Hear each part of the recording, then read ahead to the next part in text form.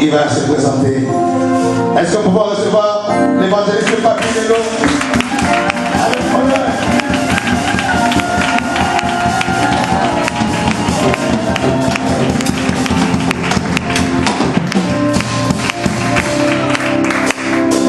Yahweh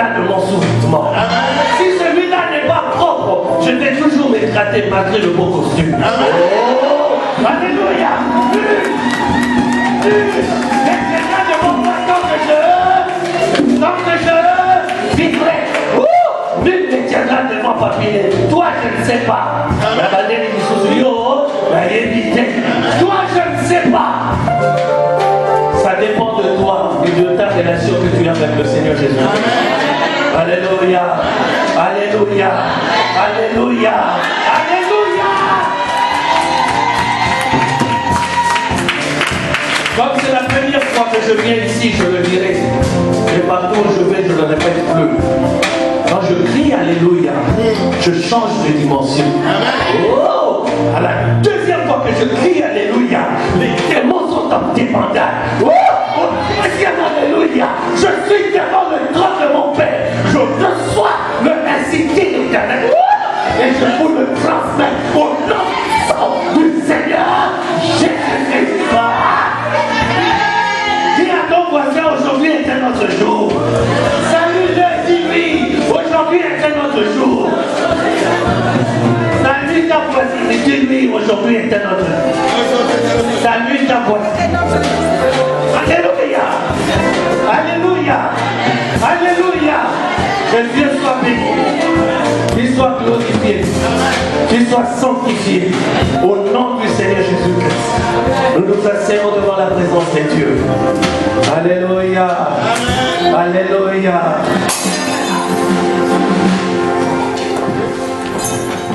C'est la deuxième fois que je vois un verre s'éclater dans cette salle et je dis c'est la bénédiction. L'autre fois j'étais assis de l'autre côté là-bas et un verre a éclaté. Ah oui, je dis c'est la bénédiction. Alléluia. Beaucoup de gens quand ils sortent, il y a la pluie, ils commencent à, je ne sais pas moi, à être de mauvaise humeur. La pluie, mais s'il n'y avait pas la pluie, comment est-ce que nous vivrions? Alléluia. Il faut que le sol soit restauré. Alléluia. Est-ce que vous êtes là? Est-ce que nous sommes tous présents? Est-ce que nous sommes tous présents?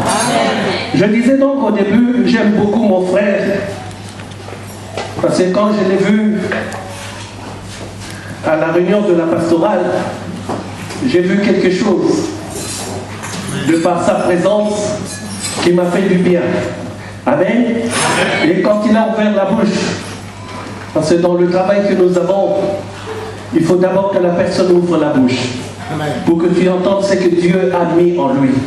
Amen. Amen. Alléluia. Amen. Alléluia. Amen. Et quand il a parlé, j'ai été convaincu de ce que j'ai vu. Amen. C'est pour ça que je suis dans la joie d'être présent parmi vous. Amen. Je suis très heureux. Et je vais vous parler de quelque chose qui me porte à cœur. C'est que Dieu appelle l'ordre divin. Amen. Et Dieu a commencé à m'enseigner sur l'ordre divin à cause d'une petite fille qui m'a dit un jour, tonton, bon, toi tu sers l'Éternel, continue, mais mon temps n'est pas encore arrivé. Elle me dit, tonton, nous sommes encore dans le temps de la grâce. J'ai encore le temps. Alléluia. Elle me dit, j'ai encore le temps. Parce que nous sommes encore dans le temps de la grâce. Mais est-ce que cette petite fille a compris ce que c'était le temps de la grâce? Pour qu'il y ait une grâce, il faut d'abord qu'on reconnaisse la culpabilité de quelqu'un. Alléluia. Quand il y a la grâce présidentielle ou la grâce royale, tout ce que vous voulez, il faut que d'abord la personne soit condamnée. Il faut que cette personne reconnaisse son état pour qu'enfin on lui donne la grâce présidentielle. Alléluia. Donc cette personne a fait peut-être, dans la grâce présidentielle, peut-être une réclamation auprès du président de la République. Alléluia. On a étudié son cas et ensuite on lui a accordé la grâce présidentielle. Alléluia. Alléluia. Et moi, pourquoi j'ai cette grâce? Moi, j'ai cette grâce à cause du sacrifice du Seigneur Jésus-Christ à la croix. Mais pour que cette grâce s'établisse en moi, il faut que je comprenne ce qui s'est passé et pourquoi j'ai la grâce. Alléluia. Amen. Mais cette petite fille me dit, je le ferai dans quelques années parce que je suis dans le temps de la grâce. Oh, je dis, ma fille, fais attention. Beaucoup de gens, tout le monde le dit, nous sommes dans le temps de la grâce. Tout le monde croit que le temps de la grâce, c'est le temps qui est le plus facile. Mais moi, je vais vous dire aujourd'hui le contraire.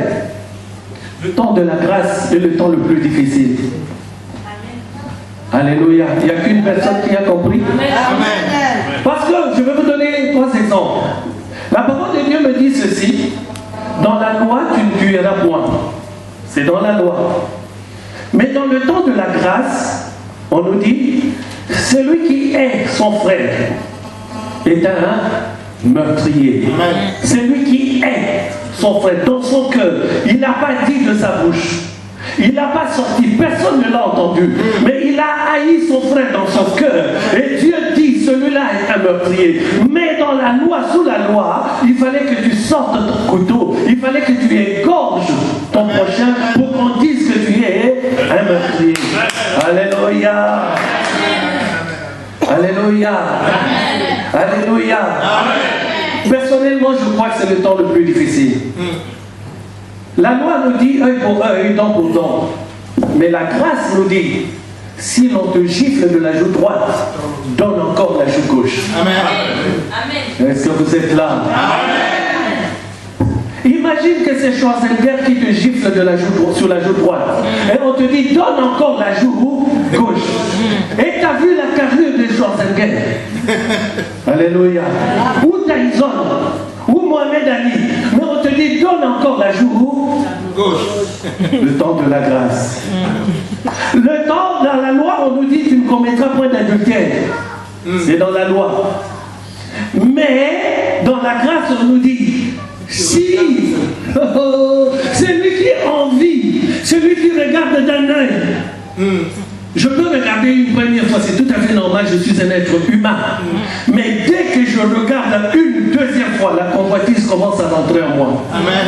J'ai déjà commis l'adultère. C'est Dieu qui le dit. Amen. Alors dites-moi, c'était mieux de vivre sous la loi ou dans la grâce?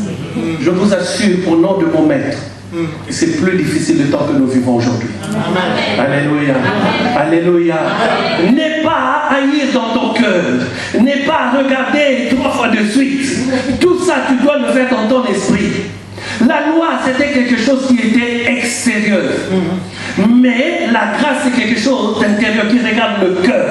Alléluia. Amen. La loi, c'était quelque chose que tu devais établir physiquement. Pour que tu sois condamné, il fallait l'acte physique. Mais sous la grâce, il n'y a pas d'acte physique. Oh. Il n'y a pas d'acte physique. Oh. J'aime beaucoup cela. C'est comme je prêche très souvent chez mes frères ivoiriens, rythme et quota. Alléluia. Amen. Alléluia. Est-ce que vous êtes là? Est-ce que vous êtes là? Est-ce que vous êtes là? Qu'est-ce que c'est un ordre divin? Un ordre divin est un ordre venu de Dieu lui-même. Beaucoup de gens dans ce monde d'aujourd'hui nous disent, nous sommes dans le temps de la grâce. La loi n'existe plus. Mais la parole de Dieu me dit ceci. Il n'est pas venu abolir la loi. Il est venu l'accomplir. Oh, est-ce que vous êtes là? Il est venu accomplir la loi. Dieu ne peut pas changer ce qu'il a dit. Et quand je regarde la parole de Dieu, la loi a toujours existé. Comment veux-tu qu'un pays marche, par exemple, sans la loi? Comment veux-tu que l'église de Dieu marche sans la loi? Je ne te parle pas des lois de Moïse. Alléluia. Amen. Je suis en train de te parler de quelque chose de normal. S'il n'y a pas la tête dans l'église, comment veux-tu que le reste suive? N'est-ce pas que c'est la loi? Amen. Oh, si Dieu te dit de respecter ton père et ta mère, n'est-ce pas une loi? Amen. Alléluia. Dans le livre de Genèse, il nous dit ceci: faisons l'homme à notre image selon notre. Mais il lui dit ceci: tu pourras manger de tous les fruits, mais le fruit de l'arbre de la connaissance du bien et du mal, le jour où tu en mangeras, tu mourras. Tu mourras. N'est-ce pas une loi? Alléluia. N'est-ce pas une loi? Mais de notre temps, on dit, nous n'avons pas la loi. Et quand ils ont mangé le fruit, ne sont-ils pas tombés? Alléluia. Alléluia. Alléluia. Mais aujourd'hui, je voudrais te dire quelque chose. Avant que nous rentrions au plus profond de ce que Dieu va nous parler aujourd'hui sur l'ordre divin, il va nous montrer les principes de l'ordre divin. Il va nous montrer les points qu'il considère, lui, que c'est très important pour que l'ordre divin s'établisse en toi. Il a donné l'ordre.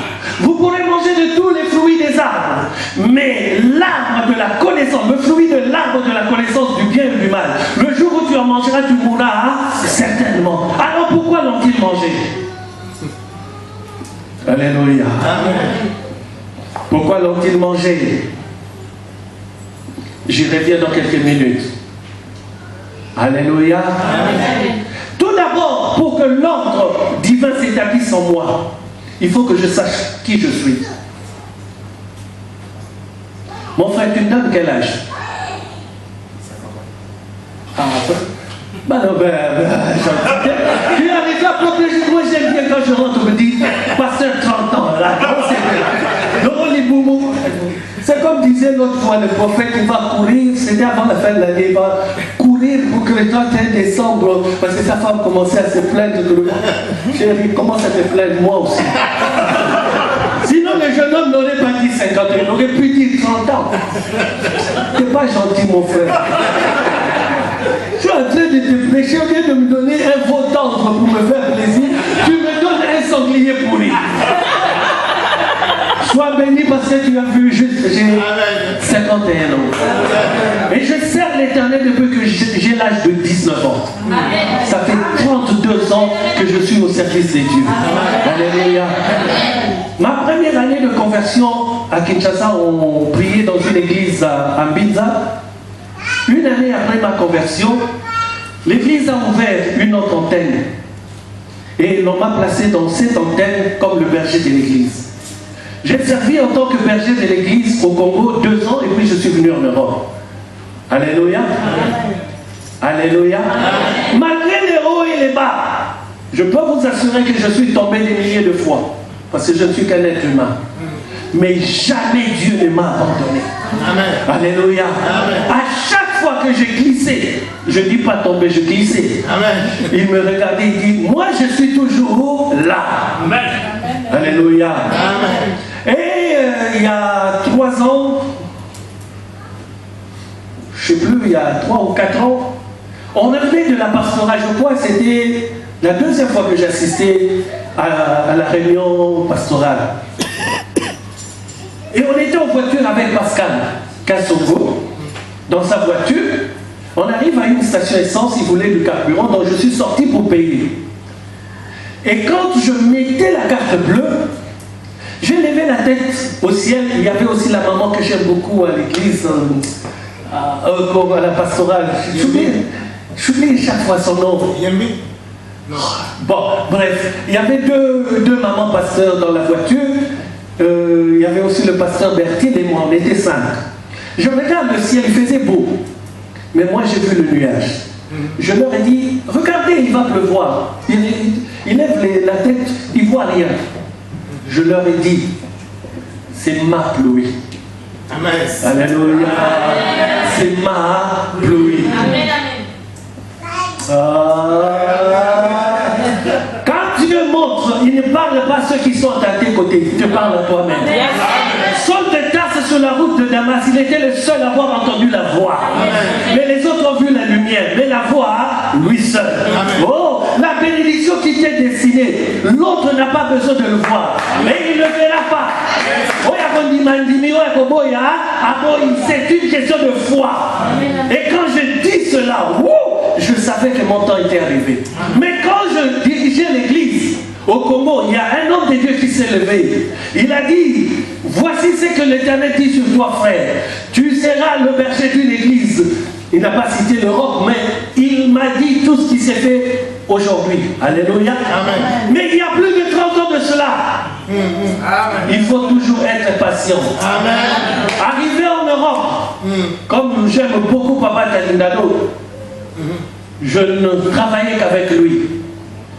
Et je ne sais pas si c'est par sa nationalité ou par habitude, on était beaucoup plus, comment dirais-je, penchés ou dirigés toujours vers les églises ghanéennes, ivoiriennes et consorts.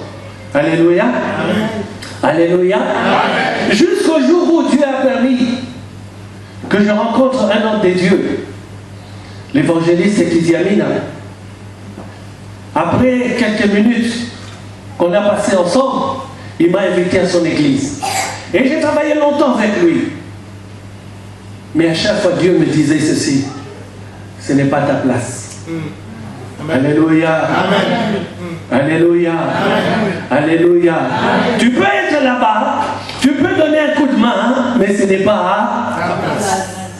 Est-ce que vous êtes là? Amen. Ça m'a pris 30 ans. Pourquoi? Je l'ai compris un jour. Pendant ces 30 ans, Dieu a fait une chose dans ma vie. Quelques années, il me plaçait devant un apôtre. Après avoir travaillé avec l'apôtre plusieurs années, il me dit, ça suffit. Maintenant, je te mets devant quelqu'un d'autre. Il m'envoie chez le prophète. Je travaille avec le prophète plusieurs années, il me dit, maintenant ça suffit. Il m'envoie chez l'évangéliste jusqu'à ce qu'il ait fini les 5 ministères. Et maintenant, il me dit, la pluie est là pour toi. Alléluia. Nous sommes une toute petite église qui vient de commencer. Toute petite. On a reçu la vision il y a 2 ans. J'ai commencé à encadrer un tout petit nombre, selon la vision que j'ai reçue. Et que Dieu, on comprendra aujourd'hui pourquoi tout le monde doit être dans la vision. Oh, je bénis l'Éternel. Alléluia. Tu ne peux pas travailler dans la vision. Bon, je n'anticipe pas, sinon, bon, Robert, ça m'atteint. Alléluia. Alléluia. Vous savez à quel âge je me suis marié? Comme quelqu'un m'a dit, mais tu avais eu déjà des enfants. Mais Abraham n'avait-il pas eu Ismaël? Parce que les gens n'aiment que condamner. Vous savez ce qui s'est passé dans ma vie pour que tu te mettes debout, que tu me condamnes?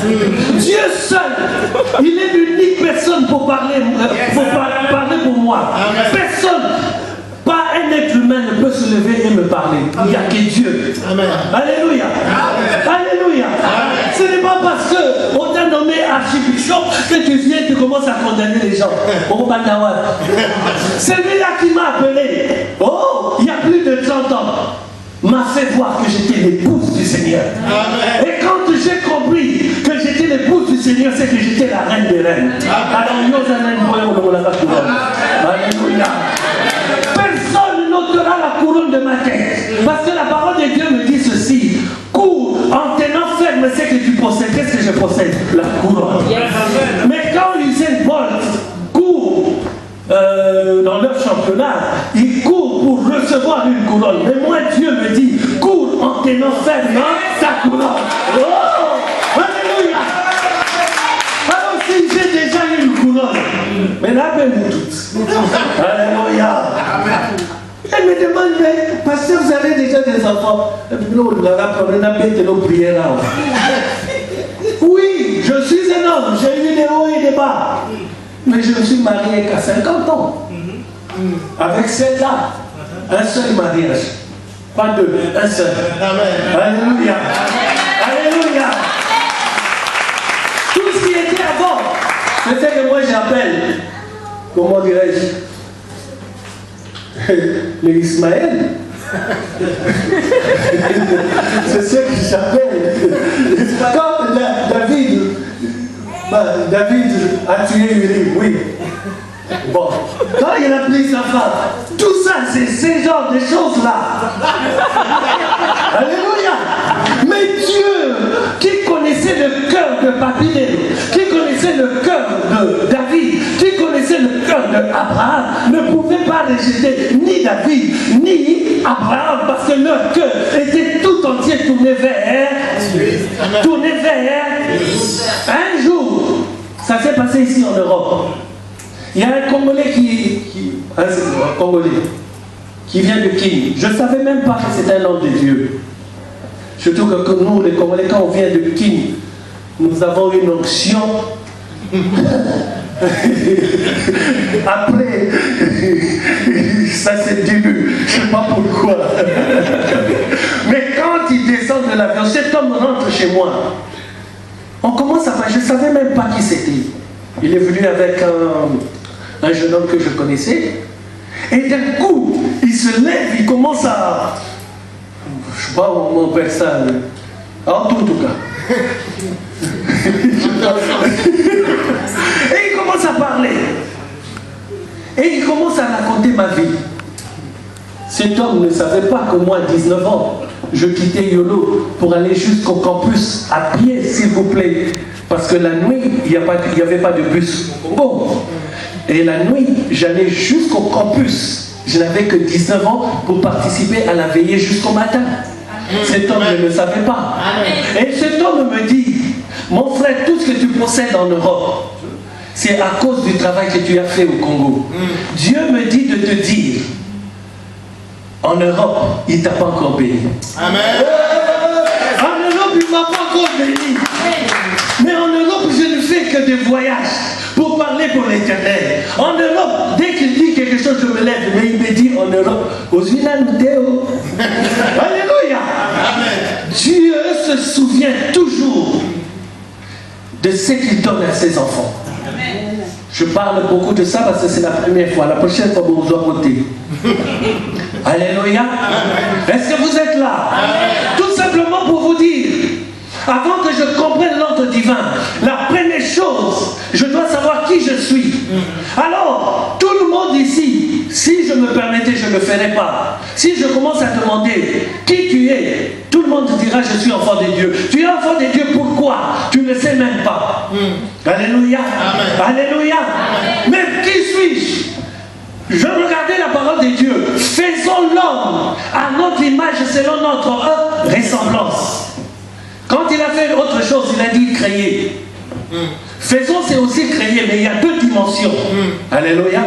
Créer, c'est tirer du néant, tout simplement. Et faisons, c'est sortir de soi. Alléluia. Quand un enfant pleure, un bébé, on dit il fait ses dons. Quand je regardais cette expression, c'est là que j'ai compris ce que Dieu voulait me dire en faisant l'homme à notre image. C'est-à-dire Dieu a sorti au-dedans de lui-même. Il a fait l'homme avec ce qu'il a au plus profond de lui-même. Alléluia. Alléluia. Alléluia. Et quand j'ai compris cela, j'ai dit waouh Seigneur, tu m'as fait sortir de toi-même. Alors qui je suis?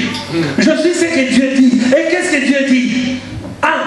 Je suis fait à l'image et à la ressemblance de Dieu. 2, je domine. Oh, est-ce que vous êtes là? Je domine. 3, je suis béni. Mais ma bénédiction, c'est par rapport à quoi? Par rapport à tout. Je suis fécond, pas seulement pour faire des enfants sur la terre, pas seulement ma progéniture. Je suis fécond pour annoncer la parole de Dieu. Je suis fécond pour parler la langue française. Je suis fécond dans les études. Je suis fécond dans tout ce que je fais. Tout ce que je touche produit parce que je suis fécond. Je suis fécond dans la compréhension de la parole de Dieu.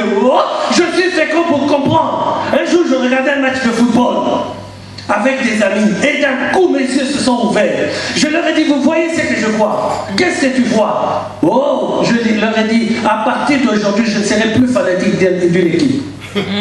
Parce que j'ai vu ce ballon, ce n'était pas un ballon. Et j'ai vu ce stade, ce n'était pas un stade, c'était un temple satanique. Alléluia. Mais j'étais en train de regarder un match. Amen. Bon, ce n'est pas la prédication du jour. Alléluia. Est-ce que vous êtes là? Dieu m'a donné la multiplication, pas l'addition. La multiplication. 6 plus 6 est égal à 12 seulement. Mais 6 multiplié par 6, c'est 36. Oh, est-ce que vous êtes là? Dieu m'a donné la multiplication. Dieu m'a ordonné de remplir la terre, de la sujettir et de dominer sur tout animal qui se meut sur la terre. C'est pour cela les enfants de Dieu qui pleurent. Oh démon qui gagne, oh ceci, cela, il m'énerve. Dieu m'a donné la domination sur tout ce qui se meut sur la terre. Oh, Satan, quand il a été chassé là-haut, il a été jeté où? Sur la terre. Sur la terre. Alors quand il a rampé au jardin d'Éden pour tromper elle, il était où? Il était en train de porter la poussière. Alléluia. Et puisqu'il est en train de se mouvoir sur la terre, Dieu me dit, je le pouvoir sur tout animal qui se meut sur la terre. Qui se meut. Qui se meut. Donc, Satan n'a rien à me dire. Et quand il a compris cela, il me dit, mais tu as où ta vie? Il a cherché dans mes origines, parce que je suis moitié portugais et moitié congolais. Ah, nous racontons ma portugais, c'est pas tout le monde qui parle le lingala ici. J'aime bien placer de temps en temps quelques mots en lingala parce que ça fait, c'est un peu plus puissant. Alléluia. Le lingala, comme dit un homme, comme on dit, mondain, mais ça a une puissance. Alléluia. Alors, vous avez compris qui vous êtes. Tu es d'abord fait à la raison ressemblance est à l'image de Dieu, c'est-à-dire tirée du plus profond de l'Éternel. Alléluia. Tu es l'image et la ressemblance de Dieu. Tu domines sur les poissons, sur les oiseaux, sur les reptiles. Tu es béni. Dans ta bénédiction, tu es fécond. Tu as le pouvoir de la multiplication. Tu as l'autorité de remplir la terre et de la sujettir. Et tu domines sur tout animal qui se meut sur la terre. C'est ce que je suis au départ. Et après cela est venu le péché. Alléluia. Amen. Après le péché, j'ai perdu quelque chose. Qu'est-ce que j'ai perdu? Tous ont péché et sont privés de la gloire de Dieu, mais pas de la grâce. De la gloire. C'est pour ça qu'il met des chérubins pour que nous ne puissions pas toucher l'arbre de la vie et ainsi bénéficier de la vie éternelle. Il met des chérubins. Alléluia. Amen. Alléluia. Amen. Mais cela n'est pas fini. Je suis ce que Dieu a dit. Est venu le péché. Maintenant, qu'est-ce que je possède? Pour comprendre l'ordre divin, il faut que je sache d'abord qui je suis et qu'est-ce que je possède aujourd'hui pour revendiquer. Tu ne peux pas revendiquer, tu ne peux pas dire tu es le fils du maréchal Mobutu. On va te dire quelle preuve tu as. Tu connaissais Marie-Antoinette? Non. Bobby Ladawa? Non. Alors tu es né comment? On t'a accueilli sur un papier et on t'a donné le nom de Mobutu. Alléluia. Amen. Comme je rigole très souvent, c'est notre cas, tous nous sommes des étrangers nationalisés, mais quand un noir comme moi, il dit, il est en train de crier, je suis un Français, je le regarde. Il sait bien regarder lui. Tu es français sur les papiers, mais ne l'écris pas. Parce que le policier qui est devant toi, ça l'énerve. Tu as la peau noire. Et tu dis, je suis un Français. Donne seulement le papier qu'il lise lui-même. Alléluia. Mais parce que je suis plus que français, je suis le fils du Dieu très haut. Alors si je commence à revendiquer une toute petite nationalité, mais la combien? Alléluia. Ça n'est que quelque chose de temporaire. Mais nous, surtout, mes frères noirs, dès que vous êtes ensemble, moi je suis français. Parce que ton grand-père était français. J'ai jamais vu un français noir de peau comme toi. Alléluia. Moi qui suis moitié portugais, on m'a appelé noir au Portugal. J'ai revendiqué, j'ai montré comment la source de mon grand-père. Ils ont vérifié. Et ensuite, ils m'ont accueilli, ils ont dit, c'est l'un de nos fils. Ils n'ont pas dit, tu es un portugais. Ils ont dit, c'est l'un de nos fils. Que notre frère a fait en Afrique. Mon père de son vivant, lui qui était moitié blanc et moitié noir, lui, il arrive aux États-Unis devant un cinéma. On lui dit, monsieur, vous ne pouvez pas rentrer. Il demande pourquoi. On lui dit, monsieur, vous êtes un noir. Il montre sa carte d'identité, c'est un Portugais. On lui dit non. Les Portugais sont en la peau toute blanche. Toi, tu es un mélange. Quand il est revenu en Afrique, il était fâché. Il me dit, on m'a refusé moi de rentrer là-bas. Mais au Congo, à qui on nous appelait des blancs. Un jour, je passais par, je ne sais pas pourquoi, je passais vers Kamombe.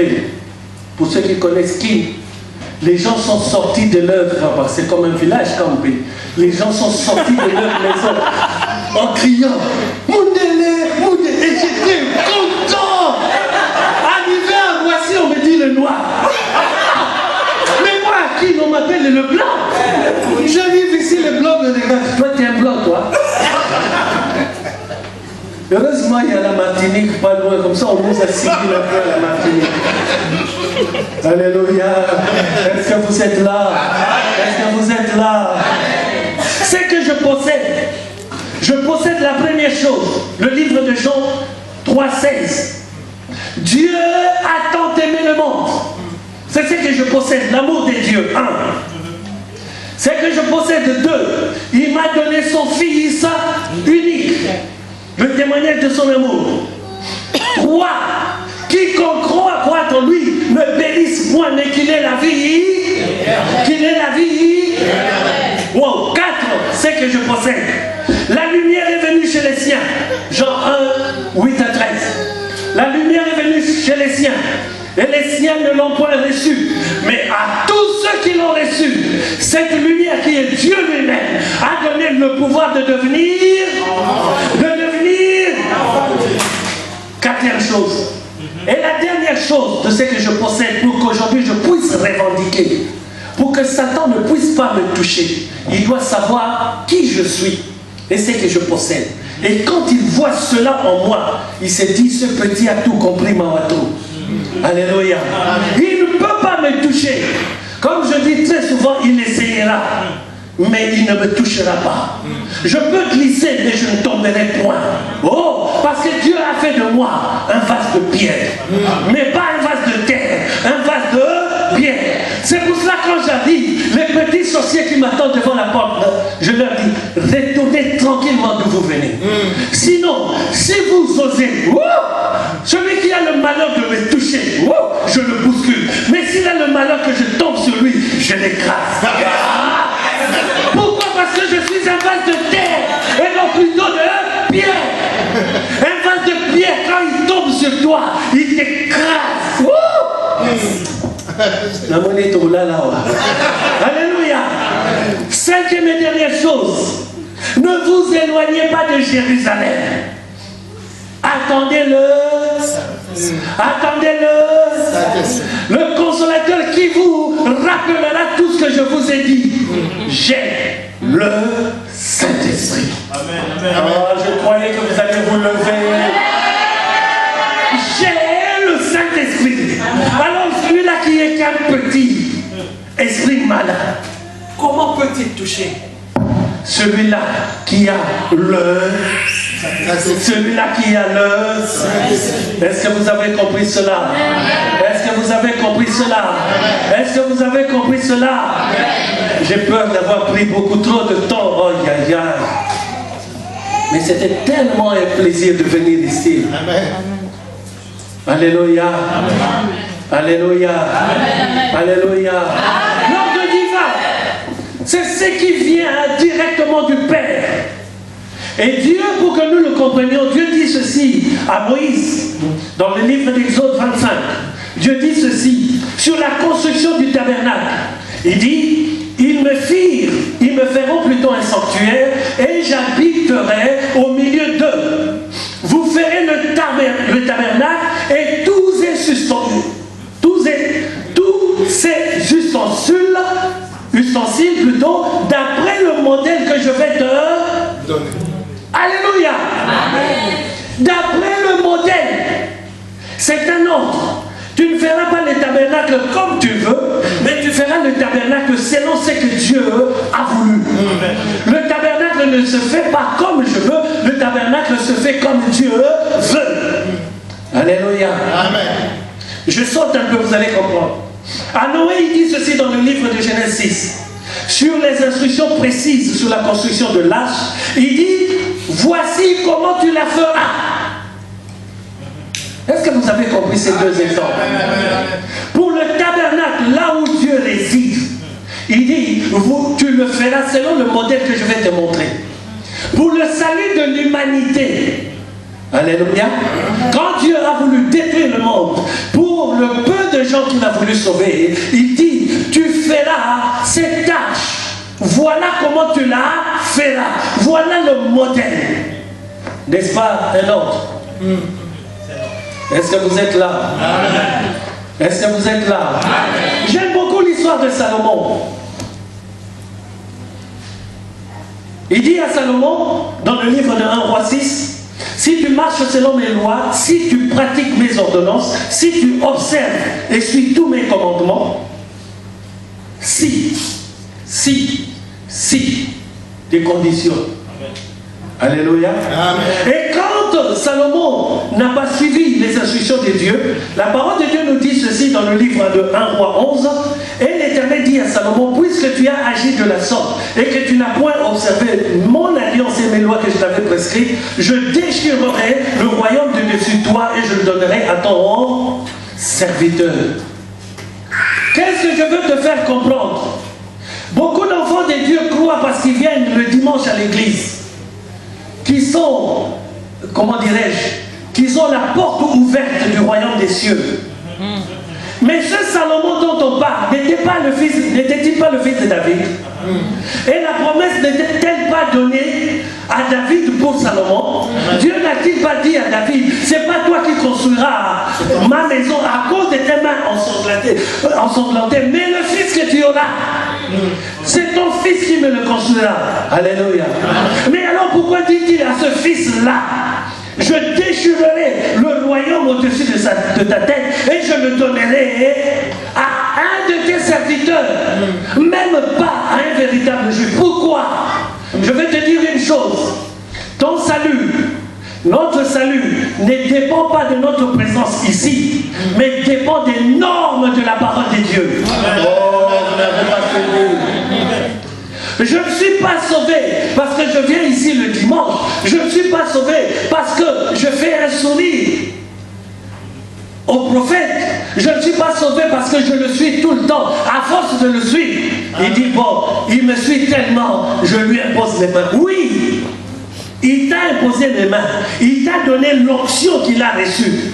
Mais pour rentrer dans le royaume des cieux, cela ne dépend pas de l'onction qu'il t'a donnée, mais cela dépend des normes de Dieu. Amen. Il dit, si tu agis, si tu marches selon mes lois, si tu observes mes commandements, c'est alors. C'est alors. Est-ce que vous êtes là? Je vais essayer d'aller vite, vous donner au moins la moitié de mon message. Alléluia. Amen. Alléluia. Amen. Je reviens à l'histoire de Ève. J'ai dit tout à l'heure, j'y reviendrai. Pourquoi Ève a-t-elle mangé le fruit? Alléluia. Amen. Pourquoi Ève a-t-elle mangé le fruit? Ève n'était-elle pas l'unique avec Adam? Les deux personnes qui vivaient et qui parlaient avec Dieu tous les soirs. Dieu ne venait-il pas au crépuscule parler à Adam lui demandant, peut-être, Adam, est-ce que la sémoule que tu as fait Ève ce soir était-elle bien faite? Oui, qui va nous aller ma réponse. Alléluia. Je vais te dire un truc, mon frère. Quand j'étais jeune, le foufou, je ne mangeais pas. Mais depuis que je l'ai épousé, elle fait le foufou. Je ne sais pas si elle va demander des onctions. Moi qui n'ai jamais aimé le foufou, je suis devenu fanatique, plus que le numéro 1. Et ma mère, quand elle me regarde, j'aurais dû l'amener aujourd'hui. Quand elle me regarde, elle dit, toi tu manges le foufou. Alléluia. Bref. Ça transforme ma mère. Oh, ça donne la faute. Et j'ai regretté. Mais depuis ce temps-là, pourquoi je ne mangeais pas le foufou? Le foufou, c'est extraordinaire. Toujours le riz, toujours, je ne sais pas moi, des pommes de terre. Bafocom, toujours des pâtes. C'est quoi ces histoires-là? Tu manges comme si tu n'avais jamais mangé. Oh, on dirait bébé. Mais mange la sémoule. Quand c'est fait avec mon amour, et quand elle fait ça, elle parle la langue rococo. Et quand tu crois, tu manges. Le roco qu'elle disait là, te pénètre, l'onction. Et quand tu viens devant le peuple de Dieu, comment tu ne peux pas transmettre? Mais parce que j'ai mangé un veau tendre. Oh, un veau tendre. Alléluia. Alléluia. Ce n'est pas une blague, mes frères. Si Dieu n'avait pas mangé un veau tendre, si Abraham ne s'était pas levé pour lui laver les pieds, Dieu aurait passé son chemin et Abraham n'aurait pas su qu'il allait détruire Sodome et Gomorrhe. Et l'autre aurait péri. Mais Dieu dit, ah petit, puisque tu m'as préparé le meilleur de tes veaux, oh, puisque j'ai bien mangé, oh, et que je suis, oh, viens petit, viens. Sarah aura un enfant. Il est Dieu. Pourquoi il n'avait pas dit avant? Il a d'abord mangé le veau. Et quand il a pris la sémoule, dit Sarah, tu auras un enfant. Alléluia. Alléluia. Est-ce que vous êtes là? Est-ce que nous sommes là? Est-ce que nous sommes là? Première chose, 3 principes de ce qui s'est passé dans le jardin d'Éden. 1. Ève n'avait pas la vision de la maîtrise plutôt de la parole de Dieu. La parole de Dieu ne lui était pas adressée à elle directement. La parole de Dieu était adressée à Adam. Si elle avait été une femme intelligente, elle aurait dû appeler Adam lui disant, chérie, viens, écoutez ce que ce serpent-là, ce mangeur de poussière me dit. Alléluia. Mais elle qui n'avait pas la maîtrise de la parole de Dieu, elle est rentrée dans la parole en disant, on lui pose la question, est-il réellement écrit? Quand quelqu'un te dit sur la terre, te pose une question mettant réellement, chasse-le. C'est comme si on te mettait une peau de banane sous les pieds. La parole de Dieu n'a pas besoin de réellement ou de ceci ou cela. La parole de Dieu est la parole de Dieu. Il est écrit, il est aussi écrit. Quand quelqu'un vient te dire, est-il réellement écrit? Il est en train de tourmenter ton esprit pour rien. Alléluia. Première chose, la maîtrise de la parole de Dieu. Deuxième chose, à cause de ce qui s'est passé dans le jardin d'Éden, c'est dans le livre, vous écrivez seulement, ceux qui veulent, c'est dans le livre de Luc, chapitre 9, le verset 12 à 17. On nous parle de la multiplication des pains. Et dans la multiplication des pains, j'ai vu quelque chose qui m'a frappé. Alléluia. Le Seigneur Jésus-Christ, c'est Dieu lui-même. Il pouvait, d'un claquement de doigts, multiplier les pains. Mais il dit une chose qui a retenu mon attention. Il dit, mettez-vous en rangée de 50. Pourquoi n'a-t-il pas directement multiplié les pains? Qu'est-ce que vous avez? Nous avons un panier de 5, de 3, tout ce que vous voulez. Il se tourne vers le peuple de Dieu. Alléluia. Mettez-vous en rangée de 50. Qu'est-ce que cela veut dire? Pour que tu puisses recevoir des dieux, il faut que tu sois d'abord en ordre devant lui. Amen. Le peuple qui était en face était assis en désordre. Le peuple était en train de parler. Le peuple était en train de murmurer. Il dit, mettez-vous en rang. Soyez ordonnés. Soyez disciplinés. Et quand vous aurez la discipline dans votre vie, c'est seulement à ce moment-là que je multiplierai pour vous. Alléluia. Pas parce que tu viens à l'église. Ces gens-là sont venus écouter la parole. Mais ils étaient désordonnés. Et tant que tu es désordonné, la multiplication ne se fera jamais dans ta vie. Est-ce que je suis en train de parler à quelqu'un? Est-ce que je suis en train de parler à quelqu'un? Alléluia. Première chose dont je dis, Ève n'avait pas la maîtrise de la parole de Dieu. Deux, pour avoir la multiplication dans ta vie, la multiplication de tes bénédictions, tout ce que tu as envie, Dieu dit, il faut que tu sois en ordre devant lui. Et troisième point, c'est la vision que tu as de l'Éternel, ou la vision que Dieu a mis en toi. Nous allons aller rapidement dans le livre d'Exode. Vous écrivez seulement Exode chapitre 18, le verset 13 au verset 24. Vous m'excuserez si j'accélère parce que bon. Mais la prochaine fois, je ferai moins de... Je raconterai moins d'histoires.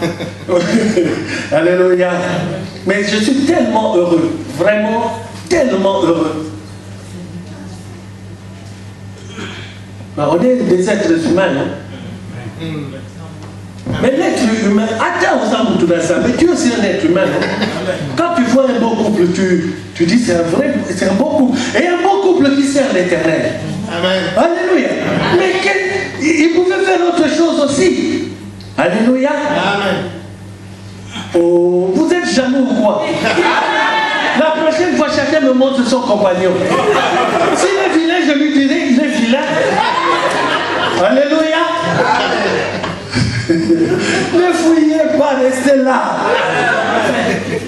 Mais si le prophète est une belle femme, pourquoi vous êtes jaloux? Oh, le jour où, avant mon mariage, je rentre dans une église, il y avait des sœurs devant.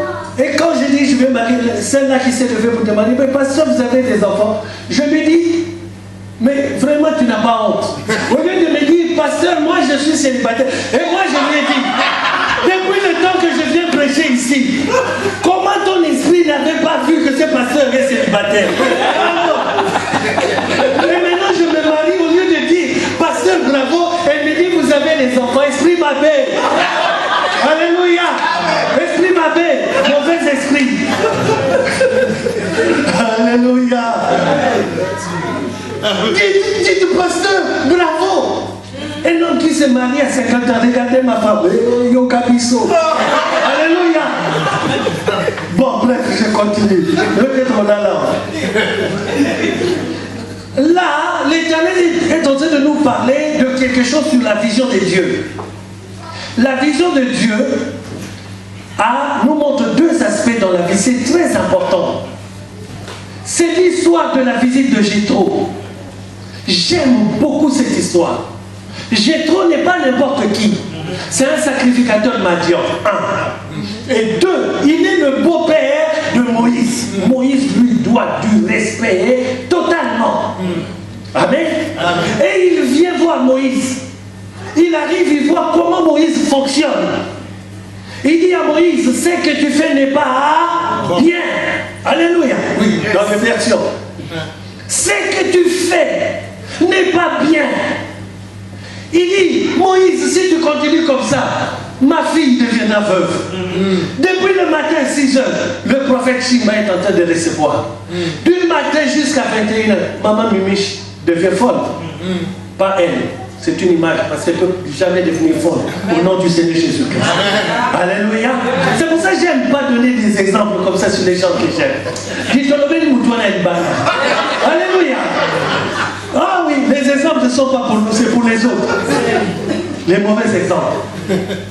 Ma fille deviendra veuve. Ma fille ne pourra pas, je ne sais pas moi, elle perdra la raison à cause de ce que... Et toi-même, tu deviendras fou, Moïse.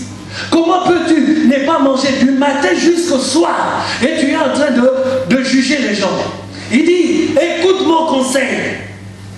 Prends des gens avec toi pour œuvrer dans l'exercice de ta fonction. Ne le fais plus seul, fais-le avec les autres. Alléluia. Est-ce que c'était un mauvais conseil? Alléluia, n'ayez pas peur. Était-ce un mauvais conseil? Il lui dit, choisis. Et la parole de Dieu nous dit, Moïse choisit 70 personnes dans ceux qui étaient dans la parole de Dieu. Il n'a pas pris n'importe qui, il a pris des anciens de l'église, des gens qui étaient honnêtes. Alléluia. Des gens qui étaient vraiment dans la parole. Il les a pris. Mais maintenant, écoutez la suite. Ça, la première vision de Dieu, la première partie, c'est ce que moi j'appelle une organisation humaine. Maintenant, écoutez la suite. Là, nous sommes dans le livre d'Exode. Maintenant, on passe dans le livre de Nombre. Le livre de Nombre, chapitre 11. Moïse dit ceci à Dieu. Au verset 14 du chapitre 11.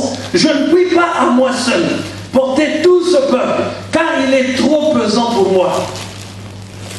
Je ne puis pas. Et il demande la mort. Le grand Moïse, celui de qui Dieu a dit, je te fais Dieu pour Pharaon.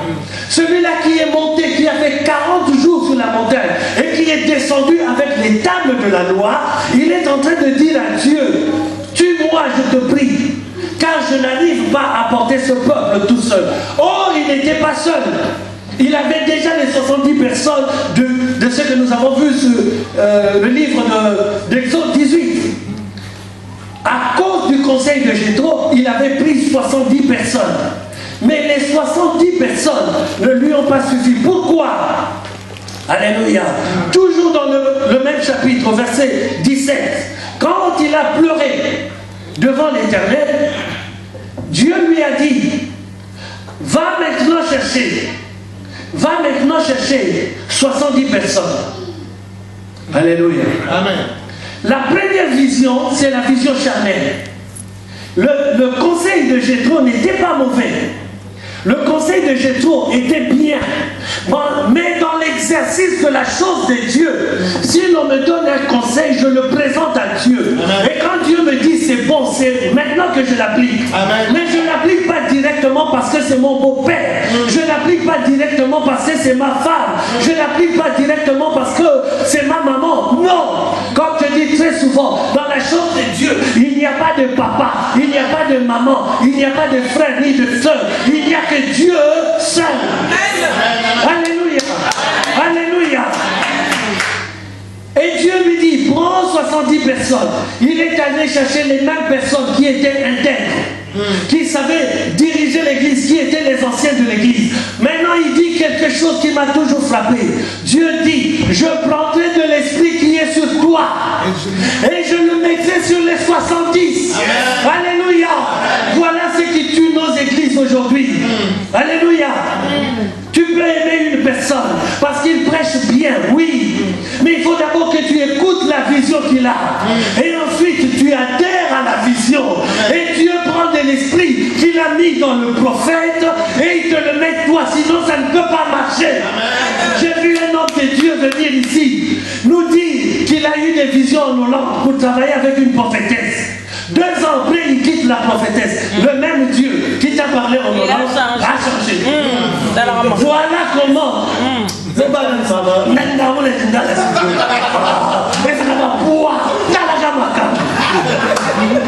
Moi, je leur dis, partez, allez créer vos tableaux ailleurs. Vous nous faites perdre du temps. Alléluia. Comment toi qui m'as dit, que Dieu m'a dit, il t'a dit où, quand que je dois venir travailler avec toi. Oui. Mais est-ce que Dieu t'a donné, t'a montré ma vision? Est-ce que Dieu a pris l'esprit du prophète pour mettre en moi? S'il ne met pas un peu de son esprit, je ne peux pas travailler avec lui. Amen. Parce qu'il y a toujours une tête et une seule tête. Amen. Les autres viennent selon la vision que Dieu a donnée à celui-là qui est au-dessus. Alléluia. Nous devons le respecter parce que c'est lui qui a reçu la vision.